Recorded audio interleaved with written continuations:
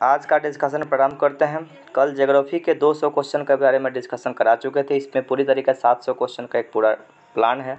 200 question के बाद आज हम लोग पूरी तरीके से 100 क्वेश्चन का डिस्कशन प्रारंभ करेंगे। 200 से 300 नंबर क्वेश्चन तक करेंगे। फिर अगले वीडियो के माध्यम से आपको अलग अलग छोटा छोटा सा वीडियो मिलता रहेगा। शुरुआत करते हैं। सबसे पहला क्वेश्चन यहाँ पे है कि निम्नलिखित में से कौन सी नदी का उद्गम स्थल भारत में नहीं है, यानी कि भारत से नहीं निकलती है। ब्रह्मपुत्र नदी कहाँ से निकलती है? तिब्बत के मानसरोवर झील से निकलती है, यानी कि भारत के बाहर से निकलती है। पुष्कर झील राजस्थान में किस जिले में स्थित है? पुष्कर झील राजस्थान में स्थित है। ब्रह्मा जी का एकमात्र मंदिर कहाँ पे? पुष्कर राजस्थान में स्थित है। पुष्कर झील अजमेर में स्थित है। अजमेर कहाँ पे? राजस्थान के पास स्थित है।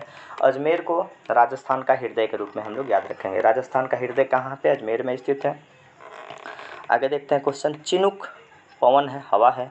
चिनूक हवा कहाँ बहती है? अमेरिका में बहती है। हम लोग बात किए थे हवा के बारे में कि चिनूक पवन कहाँ बहती है? अमेरिका में बहती है। और एक चिनूक हेलीकॉप्टर भी बनाता है अमेरिका। भारत का जो इंडियन एयरफोर्स है, अपना इंडियन एयरफोर्स चिनूक हेलीकॉप्टर पूरी तरीके से यूज करता है। प्रश्न कभी कभी ये भी पूछा जाता है कि चिनूक हेलीकॉप्टर हम लोग किस देश से मंगाते हैं? तो अमेरिका से मंगाते हैं। चिनूक एक प्रकार का हवा है और वो कहाँ उड़ती है, कहाँ चलती है? अमेरिका में चलती है। सामान्य फसल उगाने के लिए उर्वरा भूमि की पीएच मान कितनी होनी चाहिए? पीएच मान के बारे में हम लोग थोड़ा सा बात कर रहे थे कि पीएच का मतलब होता है power of hydrogen. PH scale पे 0 से लेकर 14 तक अंकित होता है। पीएच स्केल बनाने वाले वैज्ञानिक का नाम था सॉरेनसन। और 6 से 7 के बीच में अगर पीएच मान होता है तो वो मिट्टी हमारा अच्छा होगा। जिस मिट्टी का पीएच मान 7 से कम हो जाएगा वो अम्लीय हो जाएगा, और जिस मिट्टी का पीएच मान 7 से ज़्यादा होगा वो क्षारीय हो जाएगा। मिट्टी जब हमारा क्षारीय हो जाएगा तो हम लोग जिप्सम डाल के उस मिट्टी को ठीक करेंगे, और जब मिट्टी हमारा अम्लीय होगा तो चूना डाल के हम लोग उस मिट्टी को ठीक करेंगे। मिट्टी अम्लीय होगा, पीएच मान 7 से कम होगा तो चूना डाल के हम लोग उस मिट्टी की उर्वरा शक्ति को बढ़ाने का प्रयास करेंगे। हमारा जब मिट्टी में अम्लीयता बढ़ जाए, क्षारीयता बढ़ जाएगी, पीएच मान 7 से ज़्यादा होगा, जब मिट्टी जब क्षारीय होगा तो जिप्सम डाल के हम लोग उसको ठीक करने का काम करेंगे। क्वेश्चन देखते हैं। ब्योपा डैश से संबंधित जनजाति का एक पारंपरिक हेडगेयर है। ब्योपा जो है ना, ब्योपा अरुणाचल प्रदेश से संबंधित है। ब्योपा का संबंध किससे? अरुणाचल प्रदेश से है। इनमें से कौन सा पौधा नाइट्रोजन का स्थिरीकरण नहीं करता है? हम लोग कल पढ़े थे फसल चक्र के बारे में कि फसल चक्र का मतलब कि 2 फसलों के बीच में एक दलहन का फसल हम लोग बो देंगे तो हमारा मिट्टी की उर्वरा शक्ति बनी रहेगी। चना, सेम और मटर ये सब नाइट्रोजन का स्थिरीकरण करता है, लेकिन धान इसका नाइट्रोजन का स्थिरीकरण नहीं करता है। पौधे नाइट्रोजन को नाइट्रेट के रूप में ग्रहण करते हैं। पेड़ पौधा नाइट्रोजन को नाइट्रेट के रूप में ग्रहण करते हैं। आगे देख लेते हैं क्वेश्चन यहाँ पे है, सतलज और काली नदियों के बीच में हिमालय के हिस्से को क्या कहा जाता है? सतलज कहाँ पे है? सतलज नदी पंजाब और काली नदी नेपाल में। तो नेपाल वाले क्षेत्रों को कुमायूं हिमालय के रूप में हम लोग याद रखेंगे। यानी कि हिमालय का जो विस्तार है ना, अलग अलग नदियों के माध्यम से किया गया है। तो सतलज और काली नदी के बीच का हिमालय को कुमायूं हिमालय कहा जाता है। कुमायूं हिमालय है कहाँ पे? उत्तराखंड में स्थित है। आगे देखते हैं। दिफू दर्रा भारत को म्यांमार के बीच में त्रिजक्शन की सीमा बनाता है। दिफू दर्रा है पूरी तरीके से अरुणाचल प्रदेश में। आगे इसको देखते हैं। डुरंड रेखा के बारे में हम लोग समझते हैं। डुरंड रेखा पाकिस्तान और अफगानिस्तान के बीच में सीमा बनाता है। पहले ये डुरंड रेखा भारत और अफगानिस्तान के साथ सीमा बनाता था, लेकिन वर्तमान में डुरंड रेखा पाकिस्तान और अफगानिस्तान के साथ सीमा बनाता है। पाक जल संधि भारत और श्रीलंका के बीच में, जैसे अपना ये भारत है और यहाँ पे श्रीलंका है, इसी के बीच में पाक जल संधि है। नाम है पाक जल संधि, लगेगा कि पाकिस्तान से रिलेशन है, लेकिन पाक जल संधि का संबंध भारत और श्रीलंका से याद रख लीजिएगा। डुरंड रेखा का संबंध पाकिस्तान और अफगानिस्तान से। आगे देखते हैं। क्वेश्चन आपसे पूछा गया था कि दिफू दर्रा के बारे में क्वेश्चन है। क्वेश्चन था दिफू दर्रा जो भारत, म्यांमार की और चीन की त्रिजक्शन बनाता है कहाँ पे? ये मैकमोहन रेखा के पास स्थित। मैकमोहन रेखा भारत और चीन के बीच में खींचा गया था 1914 में। मैकमोहन रेखा भारत और चीन के बीच में है। 1914 में ये रेखा पूरी तरीके से खींचा गया था। रेड क्लिफ रेखा के बारे में बात कर लेते हैं। रेड क्लिफ रेखा भारत और पाकिस्तान के बीच में सीमा बनाने का काम करती है। आगे क्वेश्चन देखते हैं। भारत में सड़कों को उनकी क्षमता के अनुसार कितने वर्गों में बांटा गया है? सड़क 6 प्रकार के सड़कों को हम पूरी तरीके से भारत में 6 प्रकार का सड़क बनाया जाता है। शांत घाटी को हिंदी में मौन घाटी के रूप में याद रखेंगे। साइलेंट वैली के रूप में याद रखेंगे। मौन घाटी, शांत घाटी, साइलेंट वैली कहाँ पे है? केरल में स्थित है। केरल वाले तट को मालाबार तट के रूप में याद रखेंगे। केरल से दक्षिण पश्चिम मानसून की शुरुआत होती है। केरल वाला जो मिट्टी, केरल के पास मोनाजाइट मिट्टी है और मोनाजाइट मिट्टी से ही थोरियम पूरी तरीके से प्राप्त करते हैं। केरल में ही कालीकट बंदरगाह था जहाँ पे वास्को डी गामा पुर्तगाली नागरिक भारत में आया था। जब वास्को डी गामा भारत में आया था उसका स्वागत किया था जमोरिन। केरल के बारे में और क्वेश्चन है कि 1921 में केरल में मोपला विद्रोह हुआ था। सर्वाधिक भारत में वर्षा होती है दक्षिण पश्चिम मानसून से, और दक्षिण पश्चिम मानसून कहाँ पे? केरल में ही, केरल से ही शुरू होती है 1 जून को। ओजोन गैस वायुमंडल में किस परत में पाया जाता है? पृथ्वी के ऊपर अलग अलग प्रकार की परतें हैं। सबसे पहला परत का नाम है क्षोभ मंडल, तब है समताप मंडल, तब है मध्य मंडल, तब है आयन मंडल, और 5वां नंबर के परत का नाम है बहिर्मंडल। सबसे बाहर के परत को बोलेंगे बहिर्मंडल के रूप में याद रखेंगे। सबसे पहले क्षोभ मंडल, तब समताप मंडल, तब मध्य मंडल, तब आयन मंडल, तब बहिर्मंडल। क्षोभ मंडल में मौसम परिवर्तन होता है, समताप मंडल में एरोप्लेन उड़ता है और ओजोन परत मिल जाता है, मध्य मंडल में उल्का पिंड जल जाता है, आयन मंडल में रेडियो टेलीविज़न चलता है। संचार के लिए उपग्रह कौन है? संचार के लिए पूरी तरीके से आयन मंडल काम करता है, और वही मंडल के ऊपर जितने भी हम लोग रॉकेट छोड़ते हैं वो ऊपर की तरफ चला जाता है। विश्व का सबसे ऊंचा पठार कौन सा है? विश्व का सबसे ऊंचा पठार तो तिब्बत का पठार विश्व का सबसे ऊंचा पठार है, और विश्व का छत कहा जाता है पामीर के पठार को। क्वेश्चन आगे देखते हैं। आगे क्वेश्चन 213 नंबर, अलास्का और उत्तरी कनाडा जैसे ध्रुवीय क्षेत्र, अलास्का और उत्तरी कनाडा जैसे ध्रुवीय क्षेत्र में आकाश के रंगों का शानदार प्रदर्शन देखा जाता है। ये ऑरोरा बोरियोलिस के कारण होता है।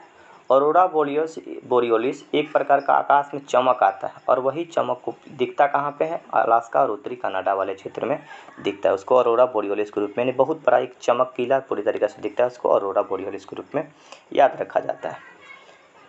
पेम्बा द्वीप किसकी खेती के लिए प्रसिद्ध है? पेम्बा द्वीप लौंग की खेती के लिए प्रसिद्ध है।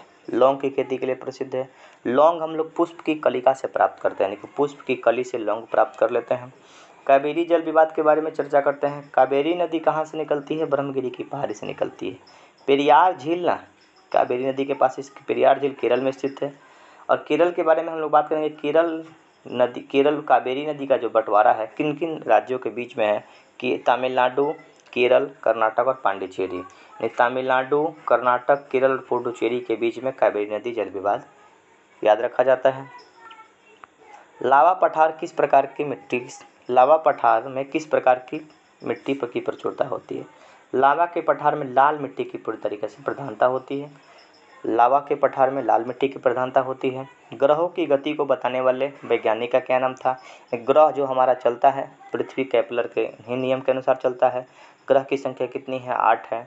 कौन कौन ग्रह है? बुध, शुक्र, पृथ्वी, मंगल, बृहस्पति, शनि, अरुण और वरुण। ठीक है, ग्रहों की संख्या वर्तमान में 8 है।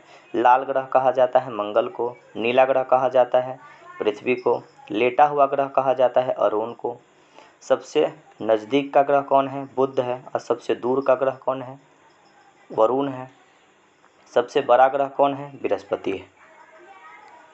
आगे देख लेते हैं। एक तारे के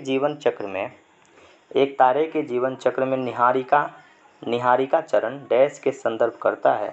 तो निहारिका जो होता है ना, निहारिका धूल और हाइड्रोजन के एक बादल के रूप में निर्माण होता है। लेकिन तारे के जीवन काल के चक्र में निहारिका चरण वाला कब होता है? तो निहारिका चरण जब धूल और हाइड्रोजन की एक बादल बन जाते हैं उसी को निहारिका चरण के रूप में याद रखा जाता है।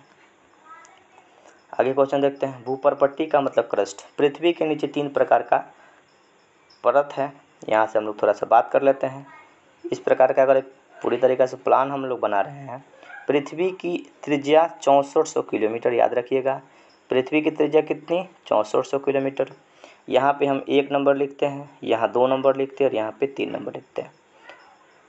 सुनते जाइएगा, फिर हम टिक टिक करते जाएंगे, सुनते जाइएगा। इसको बोला जाता है क्रस्ट। ऊपर वाले को क्रस्ट, 2 नंबर को मेंटल, 3 नंबर को कोर। ऊपर वाले का नाम है क्रस्ट, बीच वाले को कोर, क्रस्ट, मेंटल और कोर के रूप में याद रखेंगे। इसका एक और नाम है, इसका नाम है सियाल, तब सीमा और तब नीफे। इसको बोलेंगे SIAL सियाल, इसको बोलेंगे SIMA सीमा, इसको बोलेंगे NIFE। तो यहाँ पे NIFE का मतलब निकेल और फेरस का मतलब लोहा, सिलिका और मैग्नीशियम, और सिलिका और एल्युमिनियम की पूरी तरीके से प्रधानता होती है। पृथ्वी के 3 परत, सबसे ऊपर वाली परत को भूपर्पट्टी कहा जाता है, ऊपर वाले को क्रस्ट बोला जाता है, बीच वाले को मेंटल कहा जाता है और नीचे वाले को क्रोड कहा जाता है। क्रस्ट का एक और नाम है जिसको कहा जाता है सियाल। 2 नंबर को सीमा कहा जाता है और 3 नंबर को नीफे कहा जाता है। सियाल में कौन कौन सा तत्व होगा? तो सिलिका और SI से सिलिका और AL से एल्युमिनियम होगा। सीमा में कौन कौन सा होगा? तो सिलिका और मैग्नीशियम होगा। NiFe का मतलब निकल और फेरस का मतलब लोहा होगा। क्वेश्चन के बारे में समझते हैं। भूपर पट्टी का मतलब क्रस्ट के पृथ्वी के बाह्यतम परत में द्रव्यमान जिसका द्रव्यमान पृथ्वी के द्रव्यमान से 1% से भी कम पृथ्वी के भूपर पट्टी के रूप में, लेकिन बहुत कहीं जो भूपर पट्टी है ना, पृथ्वी का जो ऊपर वाला परत है, बहुत ही कम भागों में पूरी तरीके से फैला हुआ है। आगे क्वेश्चन देखते हैं। क्वेश्चन एक निम्नलिखित में से कौन एक ब्लॉक पर्वत का उदाहरण है? ब्लॉक पर्वत कौन है? थोड़ा सा इसको देखते हैं। ब्लॉक पर्वत के रूप में हम लोग सतपुरा की जो पहाड़ी है ना, सतपुरा की पहाड़ी मध्य प्रदेश में स्थित है, ब्लॉक पर्वत का उदाहरण है। भारत में गिद्धों को तेजी से घटती हुई जनसंख्या का मुख्य कारण क्या है? गिद्ध जानते हैं क्यों खत्म हो गया? पहले क्या होता था कि गिद्ध जितना भी गाय भैंस मरता था उसको गिद्ध खाने के लिए जाता था। एक समय ऐसा आया कि एक डाइक्लोबिन प्लस दवा आया था, हरा रंग का टैबलेट था, उसको हरा वाले टैबलेट के रूप में याद रखा जाता है। इतना अच्छा दवा था ना पूरी तरीके से कि जितने भी गांव के लोग, काम करने वाले किसान टाइप के लोग थे, वो सब वो दवा को खाने लगे। बाद में क्या हुआ कि डॉक्टर उस दवा को गाय भैंस को खिलाने लगा। जब भी गाय भैंस को बुखार होता था, दर्द होता था पेट उट में, तो डॉक्टर 5-5 10 कुछ टैबलेट खिलाने लगा।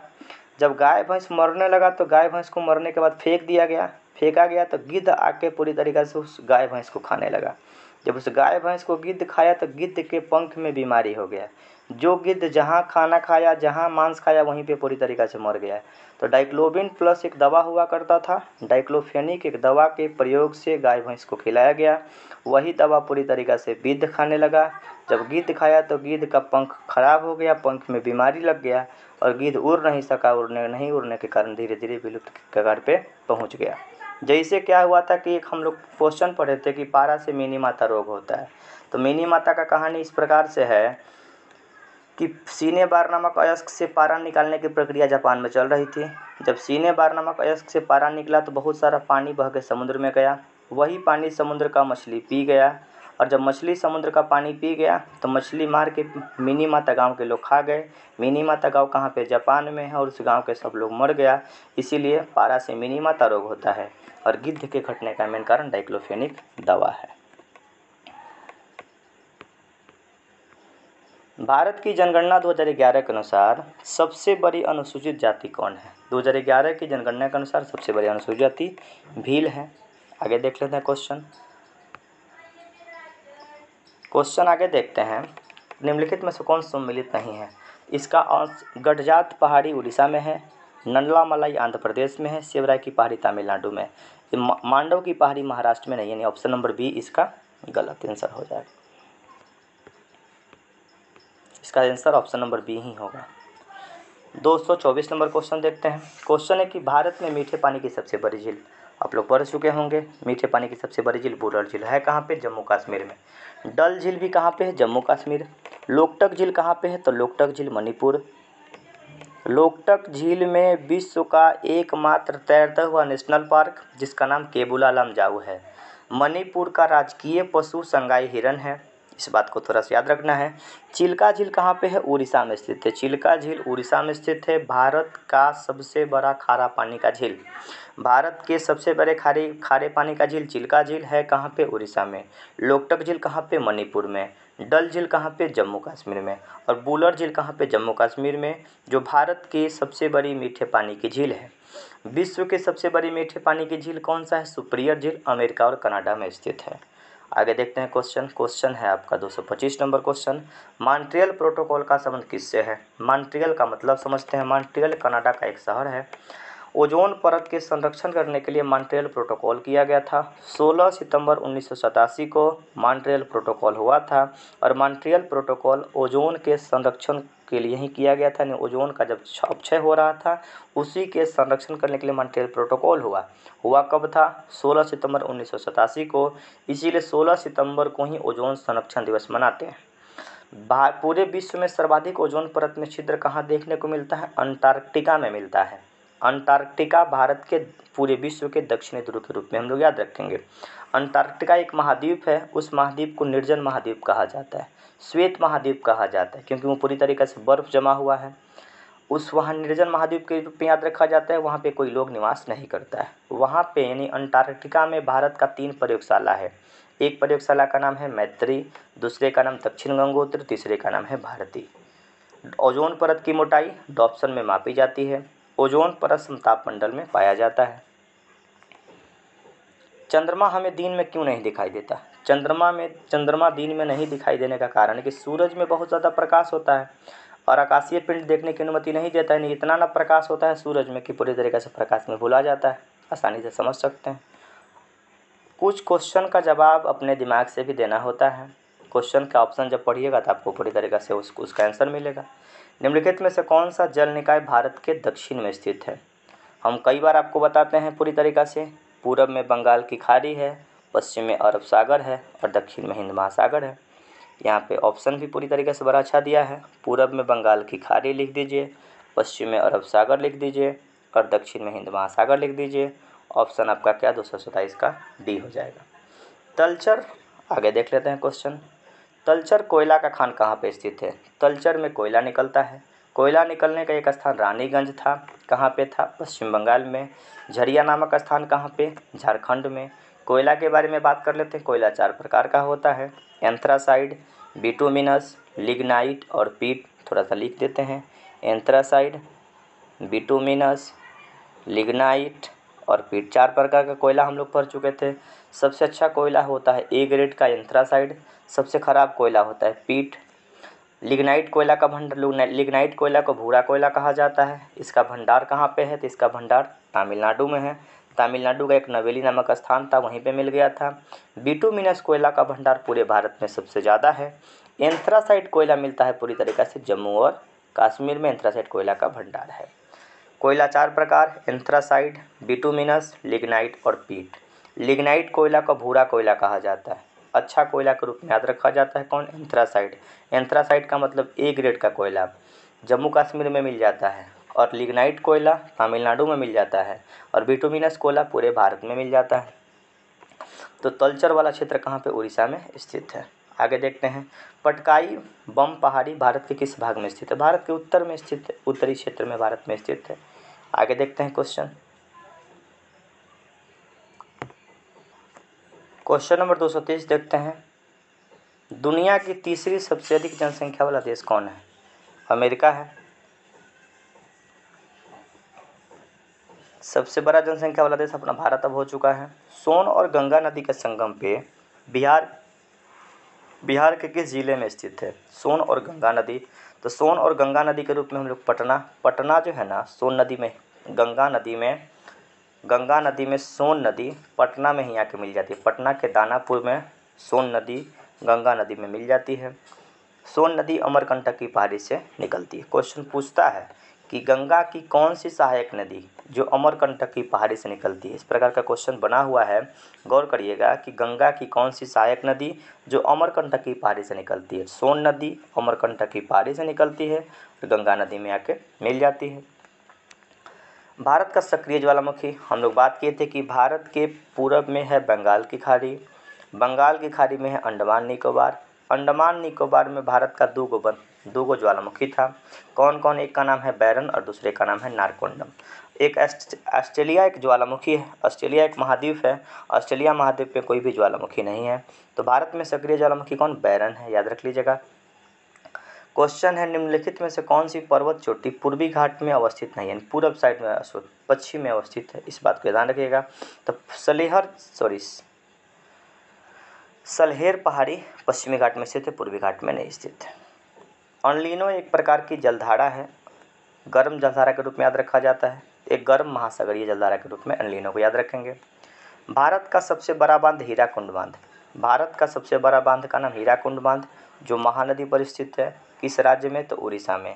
भारत का सबसे बड़ा सबसे लंबा बांध, ये 2 क्वेश्चन यहाँ पे याद रखिएगा। हीराकुंड बांध है महानदी पर, लंबाई के रूप में याद रखेंगे तो हीराकुंड, और ऊंचाई के रूप में याद रखेंगे तो टिहरी बांध। भारत का सबसे ऊंचा बांध का नाम टिहरी बांध जो भागीरथी नदी पर स्थित है और भारत का सबसे लंबा बांध हीराकुंड बांध महानदी पर उड़ीसा में स्थित है। तीस्ता और दिहांग के बीच तीस्ता और दिहांग के बीच भारत के विभाजन को किस प्रकार से मापा गया? हम लोग अभी बात किए थे सतलज और काली। सतलज और काली नदी के बीच में कुमाऊं हिमालय था, हम लोग ये पढ़ चुके थे, इस बात को हटा दीजिएगा। तीस्ता और दिहांग, तीस्ता नदी बहती है सिक्किम में और दिहांग नदी वहाँ है अरुणाचल प्रदेश में। इस वाले भाग को हम लोग असम हिमालय के रूप में याद रखेंगे कि दिहांग असम वाले क्षेत्र में, असम और तीस्ता नदी के बीच वाले दिहांग और तीस्ता नदी के बीच को असम हिमालय के रूप में याद रखा जाता है।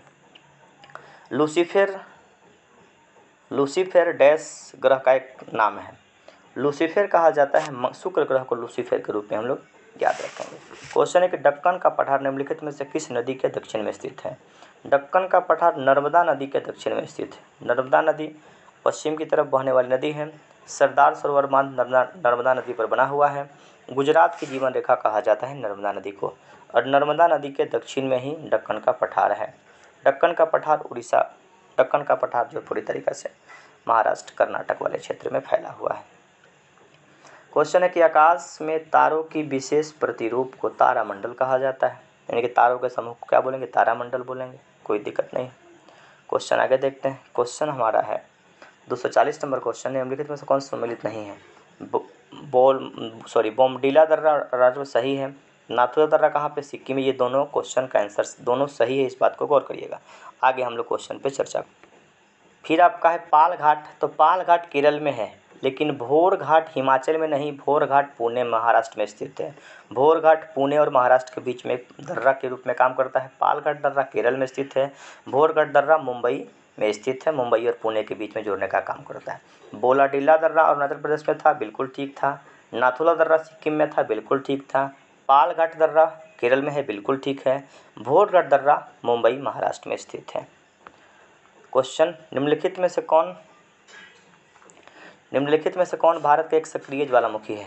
भारत का एक सक्रिय ज्वालामुखी के रूप में हम लोग याद रखेंगे बैरन ज्वालामुखी, भारत का सक्रिय ज्वालामुखी के रूप में याद रखा जाता है। इसके पहले भी एक ज्वालामुखी से क्वेश्चन आया हुआ था, ज्वालामुखी से क्वेश्चन जो आपके पास पूछा गया था। 1 मिनट आगे देखते हैं। क्वेश्चन 241 नंबर क्वेश्चन हम लोग देख लेते हैं। 241 नंबर क्वेश्चन अब पढ़िए लिए। एकमात्र सक्रिय ज्वालामुखी बैरन है। बैरन कहाँ पे? अंडमान निकोबार में स्थित है।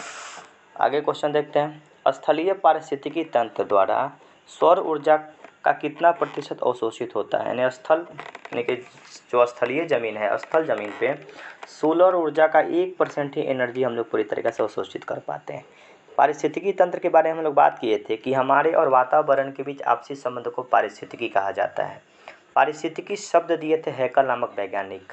पारिस्थितिकी तंत्र की शुरुआत किए थे 1935 में ए जी टांसले के द्वारा पारिस्थितिकी तंत्र की परिकल्पना की गई थी। भारतीय पारिस्थितिकी तंत्र के जनक रामदेव मिश्रा को कहा जाता है। क्वेश्चन आगे देखते हैं। किस वर्ष भारतीय वन सेवा की स्थापना की गई थी? भारतीय वन सेवा की स्थापना 1966 में किया गया था, बिल्कुल ठीक है। क्वेश्चन है इरावदी नदी इनमें जाकर मिलती है। इरावदी नदी बहती कहाँ पे है? म्यांमार में। म्यांमार की जीवन रेखा कहा जाता है इरावदी नदी को।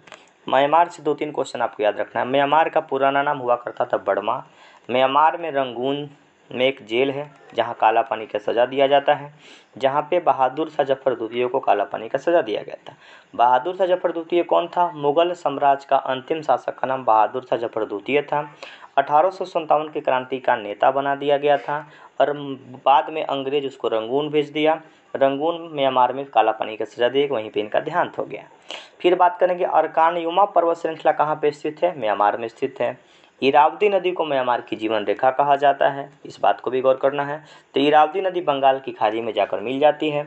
और म्यांमार के बारे में थोड़ा सा और याद रखें कि म्यांमार का पुराना नाम बर्मा हुआ करता था। 1937 में म्यांमार पूरी तरीके से अलग हो गया भारत से, अंग्रेजों का शासन वहाँ पे हुआ करता था। क्वेश्चन देखते हैं। निम्नलिखित महाद्वीपों में से किस एक में सबसे अधिक देशों की जनसंख्या है? का हिसाब 100 मिनट रुकिएगा। निम्नलिखित महाद्वीपों में से किस एक में सबसे अधिक देश हैं?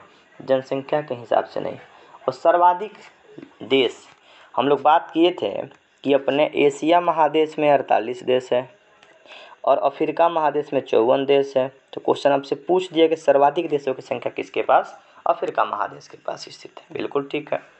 क्वेश्चन 246 देखते हैं। हिप्पोकैम्प किस ग्रह का चंद्रमा है? हिप्पोकैम्प वरुण का उपग्रह है। वरुण का उपग्रह कौन? हिप्पोकैम्प है। हम लोग बात किए थे कॉफ़ी के बारे में। कॉफ़ी का उत्पादन सर्वाधिक होता है ब्राज़ील में और भारत में होता है कर्नाटक में। तो कॉफ़ी पतन यानी कॉफ़ी बंदरगाह के रूप में किसको याद रखेंगे? सेंटोस बंदरगाह को कॉफ़ी बंदरगाह कहा जाता है। साओ पालो कहाँ पे? तो साओ पालो एगो बाज़ार लगता है, एगो मार्केट लगता है और इस मार्केट में क्या मिलता है? तो कॉफ़ी बिकता है, यानी कॉफ़ी के बाज़ार को साओ पालो कहा जाता है। सेंटोस एक बंदरगाह है जिसको कॉफ़ी पतन के रूप में याद रखेंगे। पतन का मतलब बंदरगाह ही होता है। बिहार में एशिया के सबसे बड़े मीठे पानी की गोखुर झील का नाम कांवर झील है। कांवर झील कहाँ पे? बेगूसराय में स्थित है। विश्व का सबसे बड़ा लैंडलॉक देश, लैंडलॉक का मतलब पूरी तरीके से ऐसा ज़मीन, ऐसा देश, ऐसा क्षेत्र, ऐसा राज्य जिसका सीमा समुद्र से नहीं लगा होगा, उसको लैंडलॉक कंट्री के रूप में, लैंडलॉक देश के रूप में, लैंडलॉक राज्य के रूप में याद रखेंगे। तो भारत का कजाकिस्तान एक राज्य है, कजाकिस्तान एक देश है, मध्य एशिया में स्थित है। कजाकिस्तान देश सबसे बड़ा लैंडलॉक देश के रूप में इसको हम लोग याद रखेंगे। क्वेश्चन हमारा है 249 नंबर क्वेश्चन देखते हैं कि विश्व का सबसे बड़ा लैंडलॉक कंट्री, लैंडलॉक का मतलब स्थल रुद्र देश होता है, यानी कि ऐसा देश जिसका सीमा किसी समुद्र से नहीं लगा होगा उसको लैंडलॉक देश के रूप में याद रखेंगे। सबसे बड़ा देश है कजाकिस्तान। ठीक है, आगे क्वेश्चन देखते हैं 250 नंबर क्वेश्चन। नदी के उस ज्वारीय मुहाने को क्या कहा जाता है जहाँ मीठे ताजे और खारे जल सम्मिलित होते हैं? उसको ज्वारनदमुख का एक्सुरी बनाया जाता है। यहाँ हम लोग बात किए थे कि भारत के परिप्रेक्ष्य में तो बंगाल की खाड़ी में जितनी नदी गिरती है वो सब डेल्टा का निर्माण करते हैं। डेल्टा का आकृति त्रिभुज के आकार का होता है। और पश्चिम में अरब सागर में जो नदी गिरती है वो एस्चुरी का निर्माण करती है। एस्चुरी को ज्वार नदमुख कहा जाता है। ज्वार नदमुख कहा जाता है, यानी कि पश्चिम में अरब सागर में गिरने वाली नदी एस्चुरी का निर्माण करती है और बंगाल की खाड़ी में गिरने वाली नदी डेल्टा का निर्माण करती है। डेल्टा की आकृति कैसी होती है? त्रिभुज के आकार का होता है। आगे क्वेश्चन देखते हैं।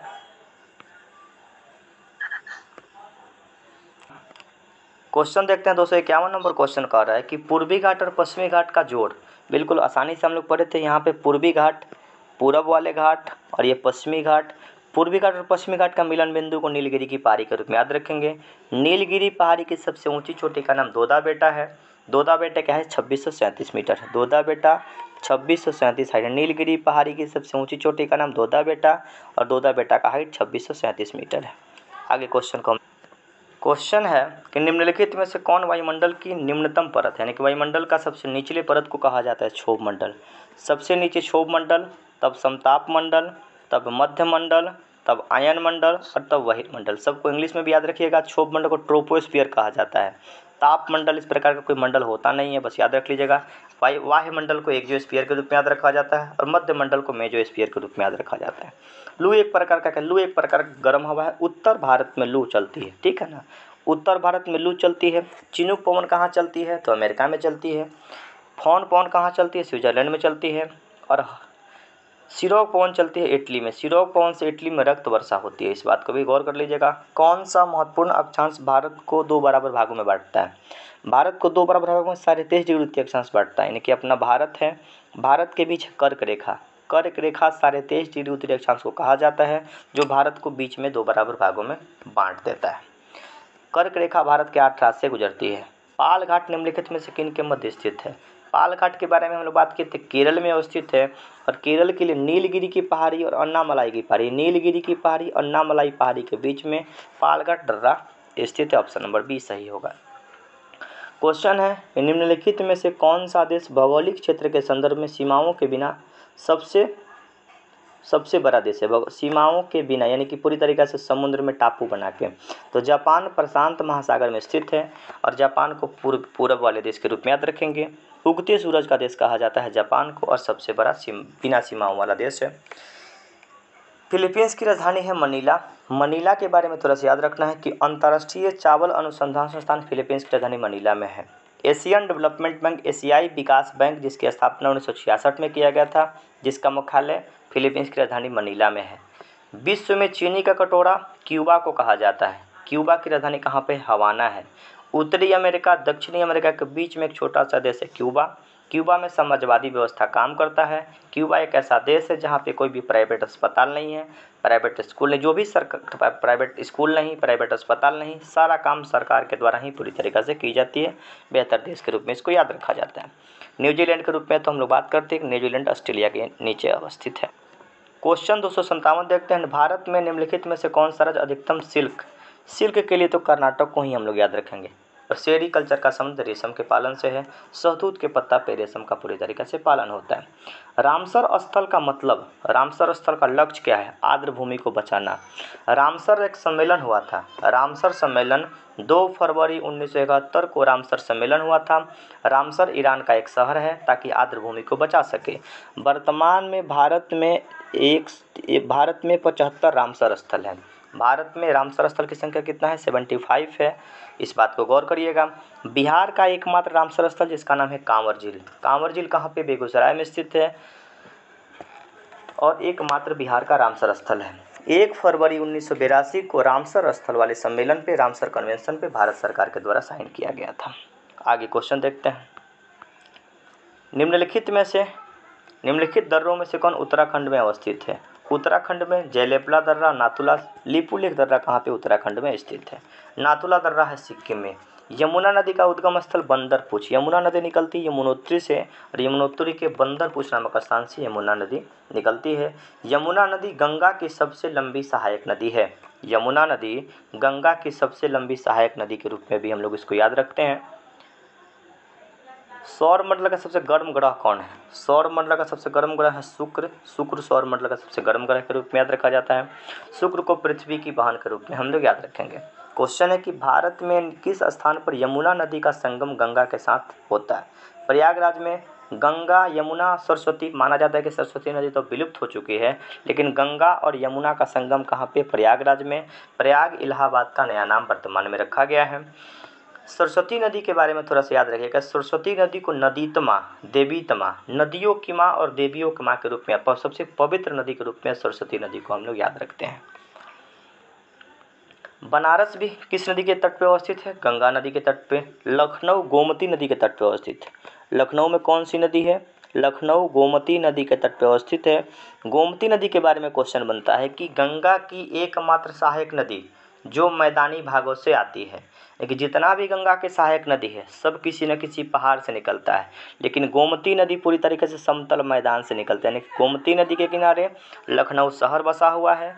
लखनऊ शहर गोमती नदी के तट पे बसा हुआ है। इस बात को गौर, लखनऊ के किनारे लखनऊ गोमती नदी के तट पे बसा हुआ है। गंगा की एकमात्र सहायक नदी जो मैदानी भागों से निकलती है उसका नाम है गोमती। क्वेश्चन आगे देखते हैं। निम्नलिखित में से कौन सी नदी चंबल में नहीं गिरती? तो चंबल में नहीं गिरने वाली नदी कौन सी है? तो बेतवा नदी पूरी तरीके से चंबल में नहीं गिरती है।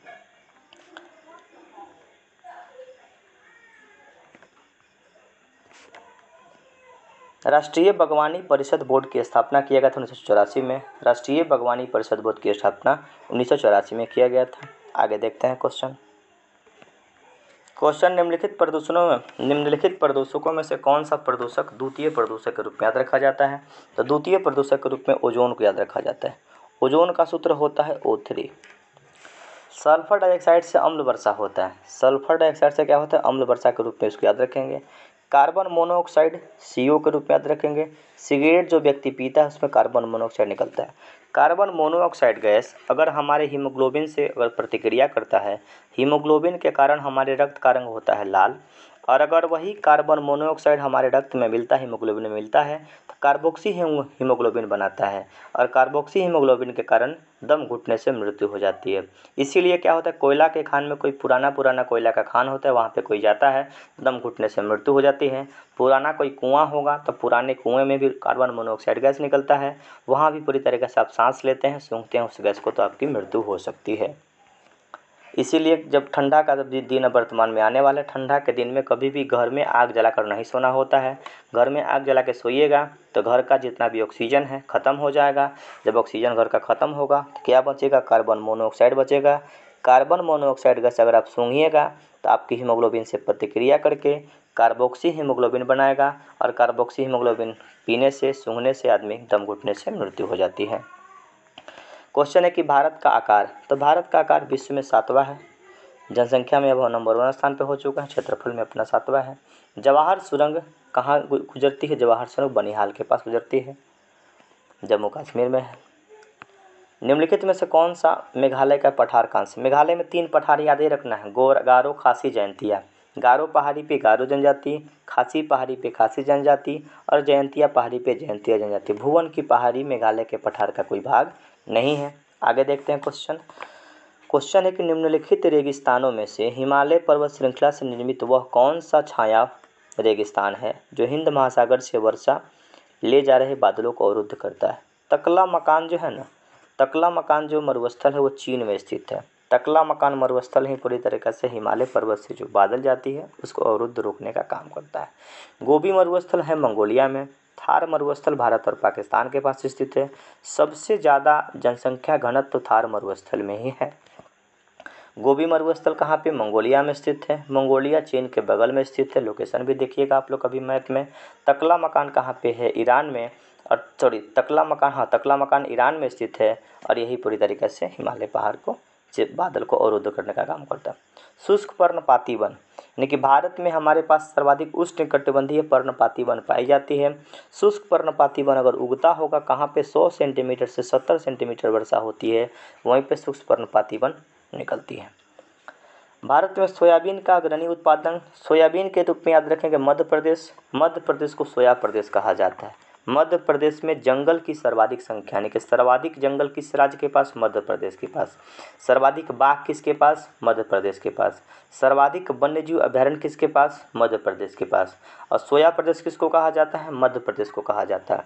सोयाबीन में 46% प्रोटीन पाया जाता है। सर्वाधिक प्रोटीन सोयाबीन में दाल के रूप में इसको याद रखा जाता है। और सर्वाधिक प्रोटीन अगर पूछे तो बताइएगा मशरूम में सर्वाधिक प्रोटीन पाया जाता है। मशरूम एक प्रकार का कवक का उदाहरण है। क्वेश्चन 272 नंबर, पश्चिमी घाट किस प्रकार के वर्षण के माध्यम से वर्षा होती है? पश्चिमी घाट में किस प्रकार की वर्षा होती है? पश्चिमी घाट में पर्वतीय वर्षा होती है।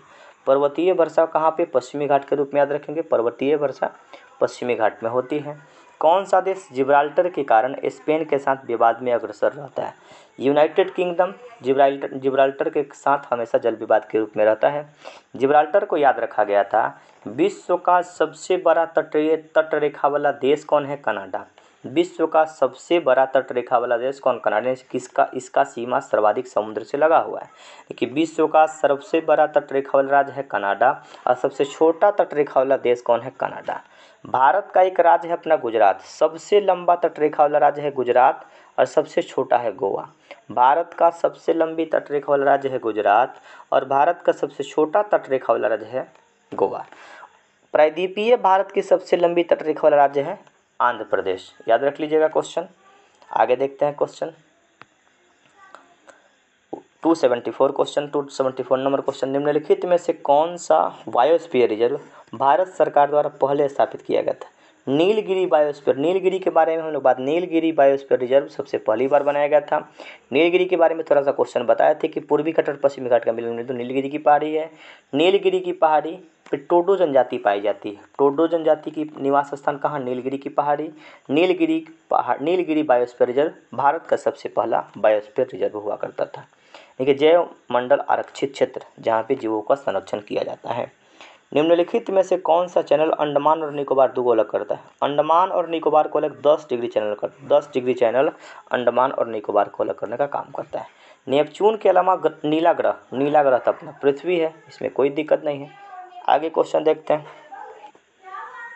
कि सिक्किम से गुजरने वाला अक्षांश निम्नलिखित में से किस एक से होकर गुजरता है? सिक्किम से जो गुजरता है वो राजस्थान से गुजरेगा, क्योंकि सिक्किम और राजस्थान एक ही अक्षांश पे स्थित है। इस क्वेश्चन से पता चलता है कि सिक्किम जिस अक्षांश पे स्थित है उसी अक्षांश पे राजस्थान स्थित है, इसलिए दोनों एक ही अक्षांश पे पूरी तरीके से गुजरता है। आगे देखते हैं क्वेश्चन को थोड़ा सा समझिएगा। उष्णकटिबंधीय वन, शंकु वन, कक्ष वनस्पति, पतझड़ वन। हम आपको बताए थे कि जम्मू कश्मीर का पेड़ पूरी तरीके से शंकु के आकार का होगा। शंकु के आकार का वन कहाँ पे? जम्मू कश्मीर में। ऑप्शन में जम्मू कश्मीर नहीं है तो हिमाचल प्रदेश लगाइए, कोई दिक्कत नहीं। उष्णकटिबंधीय वन कहाँ पाया जाता है? कक्ष वनस्पति मैंग्रोव वनस्पति के रूप में याद रखेंगे। मैंग्रोव वनस्पति सुंदरबन डेल्टा में मिलेगा। पतझड़ वन कहाँ पाया जाएगा? राजस्थान में पाया जाएगा। और उष्णकटिबंधीय वन साइलेंट वैली कहाँ पे? केरल में अवस्थित है। साइलेंट वैली के रूप में याद रखेंगे केरल, और केरल में अवस्थित है तो उष्णकटिबंधीय वन केरल साइलेंट वैली के रूप में याद रखेंगे। ऑप्शन इसका आंसर क्या होगा? 1 का 4 होगा। इसमें पूरी तरीके से आप मिला सकते हैं। ऑप्शन नंबर इसका सही आंसर क्या होगा, तो इसका सही आंसर डी होगा और डी के लिए आपका आंसर पूरी तरीके से ये होगा। अब आगे क्वेश्चन देखते हैं। एक नॉटिकल मील, समुद्र की दूरी मापा जाता है नॉटिकल मील में। एक नॉटिकल मील में 1.852 किलोमीटर 1852 मीटर होता है। हम लोग दौड़ते हैं 1600 मीटर, तो 1600 मीटर का मतलब 1 मील होता है। 1600 मीटर बराबर होता है 1 मील, और 1 मील का मतलब स्थल की दूरी मापेंगे मील में और समुद्र की दूरी मापेंगे नॉटिकल मील में। 1 नॉटिकल मील बराबर 1.852 किलोमीटर के रूप में याद रखा जाता है। क्वेश्चन है कि अफगानिस्तान के साथ लगने वाले भारतीय सीमा की लंबाई कितनी है। सबसे अधिक जो सीमा लगता है हम लोगों का बांग्लादेश से लगता है और सबसे कम लगता है अफगानिस्तान से। तो अफगानिस्तान से भारत का सीमा 106 किलोमीटर लगता है। पूर्वी धौलीगंगा सहायक नदी किसकी है, तो पूर्वी धौलीगंगा काली नदी के सहायक नदी के रूप में इसको याद रखेंगे। पूर्वी धौलीगंगा सहायक नदी है काली नदी की। क्वेश्चन 282 नंबर देखते हैं। निम्नलिखित में से किस क्षेत्र में साल के 6 से 10 महीना तक ले तेज पवन के साथ लंबी ठंडी सर्दियां होती है, औसत तापमान हिमांक से नीचे रहता है। टुंडा प्रदेश में ये ध्रुवीय क्षेत्र के रूप में याद रखेंगे। वहाँ पे 6 से 10 महीना तक तेज पवनें चलती है, ठंडा मौसम होता है। 283 नंबर क्वेश्चन देखते हैं। दुनिया का सबसे बड़ा उष्णकटिबंधीय वर्षावन, अमेजन वर्षावन को दुनिया का सबसे बड़ा उष्णकटिबंधीय वर्षावन के रूप में याद रखेंगे। विश्व का फेफड़ा कहा जाता है, कहाँ पे ज़्यादा, इसका भाग ब्राज़ील में फैला हुआ है। अमेजन नदी विश्व की सबसे चौड़ी नदी के रूप में इसको याद रखा जाता है। क्वेश्चन आगे देखते हैं। इनमें से गंगा की कौन सी सहायक नदी उत्तर वाहिनी नदी उत्तर की तरफ बहती है। सोन नदी के रूप में हम लोग याद रखे थे कि सोन नदी अमरकंटक की पहाड़ी से निकलती है, पटना के दानापुर में गंगा नदी में मिल जाती है। तो सोन नदी उत्तर की तरफ बहने वाली नदी है। उत्तर प्रदेश में वर्षा ऋतु में कौन सा गीत गाया जाता है, कजरी गाया जाता है। कजरी जो गीत है ना, ये उत्तर प्रदेश में वर्तमान में अभी का समय है, सावन भादो का समय में कजरी गाया जाता है। चैता अपने बिहार में गाते हैं, बिरहा उत्तर प्रदेश में गाते हैं। रसिया जो है ना, भगवान कृष्ण के गोपी लोग गाता था, रसिया वृंदावन के रूप में इसको गाते हैं। रसिया, चैता, बिरहा ये सब उत्तर प्रदेश बिहार के क्षेत्र में गाया जाता है। कजरी का संबंध बिहार से भी है, लेकिन ऑप्शन के अनुसार उत्तर प्रदेश याद रखिएगा। नर्मदा नदी किन दो पर्वतों के बीच बहती है। नर्मदा नदी सतपुड़ा और विंध्याचल, नर्मदा घाटी किन दो पर्वत श्रृंखलाओं के बीच स्थित है। सतपुड़ा और विंध्याचल के पर्वत के बीच में स्थित है। हम लोग बात किए थे कि उत्तर भारत को दक्षिण भारत से अलग कौन करता है, विंध्याचल की पहाड़ी करती है। उत्तर भारत को दक्षिण भारत से विंध्याचल की पहाड़ी अलग करती है। आगे क्वेश्चन देखते 287 नंबर क्वेश्चन है कि चीनी उद्योग कृषि आधारित उद्योग है, बिल्कुल इसमें कोई दिक्कत नहीं है। एनिलिनो एक प्रकार का गर्म जलधारा है, कहाँ बहता है, कहाँ चलता है, तो एनिलिनो जलधारा प्रशांत महासागर का गर्म जलधारा के रूप में याद रखेंगे। क्वेश्चन आगे देखते हैं। 289 नंबर क्वेश्चन है। निम्नलिखित में से कौन सा अंटार्कटिका यानी कि दक्षिण वाला क्षेत्र, अंटार्कटिका में भारतीय अनुसंधान का केंद्र है। हम लोग बात किए थे कि अंटार्कटिका में भारत का 3 प्रयोगशाला है, मैत्री, भारती और दक्षिण गंगोत्री। ऑप्शन के अनुसार मैत्री इसका सही आंसर होगा। क्वेश्चन निम्नलिखित में से कौन सी फसल को उगाने में लगभग 1 वर्ष का समय लगता है। 1 साल का समय गन्ना को उगाने में लगता है। गन्ना को उगाने में कितना समय लगता है, 1 साल लगभग लग जाता है। क्वेश्चन आगे देखते हैं। क्वेश्चन है 291 नंबर क्वेश्चन, अच्छा क्वेश्चन है। मैंग्रोव क्षेत्र के रूप में विचार करना है। तो मैंग्रोव क्षेत्र के रूप में भीतरकनिका कहाँ पे है, भीतरकनिका उड़ीसा में स्थित है, और बिचम्बरम ये तमिलनाडु वाले क्षेत्र में है। यानी कि मैंग्रोव का वन का विस्तार 1 और 2, ये ऑप्शन नंबर इसका 20 सही आंसर होगा। मैंग्रोव वनस्पति के रूप में आते हैं। सबसे ज़्यादा मैंग्रोव वनस्पति कहाँ पे, सुंदरबन डेल्टा में, और यह है कहाँ पे, पश्चिम बंगाल में ही पाया जाता है सर्वाधिक। किस महाद्वीप में कोई ठंडा मौसम नहीं है। अफ्रीका महादेश का जो मौसम है ना पूरी तरीके से गर्म है। किस महाद्वीप में कोई ठंडा मौसम नहीं है, तो अफ्रीका महादेश पूरी तरीके से गर्मी के रूप में याद रखेंगे, इसलिए अफ्रीका के लोग काले होते हैं। जोग जलप्रपात कहाँ स्थित है, शरावती नदी पर स्थित है। जोग जलप्रपात शरावती नदी पर स्थित है। क्वेश्चन आगे देखते हैं। 294 नंबर क्वेश्चन है। निम्नलिखित में से 294 नंबर क्वेश्चन हम लोग देखते हैं। निम्नलिखित चोटियों में से कौन सी चोटी नेपाल हिमालय में स्थित नहीं है। कामेत हिमालय जो है लाहसे, माउंट एवरेस्ट, अन्नपूर्णा, ये सब नेपाल हिमालय में स्थित है। कामेत पर्वत नेपाल हिमालय का भाग नहीं है। क्वेश्चन है कि पृथ्वी ग्रह का वह क्षेत्र जहाँ जीवन मौजूद है, क्या कहा, जीवमंडल। पृथ्वी ग्रह पे जहाँ पे जीवन मौजूद है उसको जीवमंडल के रूप में याद रखा जाए, जहाँ जीव निवास करता है। क्वेश्चन आगे देखते हैं। क्वेश्चन आपका है, किस राज्य को सिलिकॉन स्टेट कहा जाता है। सिलिकॉन स्टेट के रूप में हम लोग कर्नाटक याद रखेंगे। भारत का सिलिकॉन वैली कहा जाता है कर्नाटक को। विश्व में सिलिकॉन वैली कहा जाता है कैलिफोर्निया को। कैलिफोर्निया कहाँ पे, अमेरिका में स्थित है।